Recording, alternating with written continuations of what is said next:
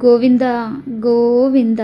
నేనైతే 7 శనివారాల వ్రతం అయితే స్టార్ట్ చేసిన. ఇవాళ మొదటి శనివారము. నేను గోవింద కోటి బుక్ అయితే వెంకటేశ్వర్ల స్వామి గుడికి వెళ్ళి తెచ్చుకున్నాను. గోవింద కోటి కూడా కంప్లీట్ చేద్దాం అనుకుంటున్నా. ఈ 7 శనివారాల వ్రతంలోపు ఈ బుక్ మొత్తం కంప్లీట్ చేయాలని అయితే అనుకుంటున్నా.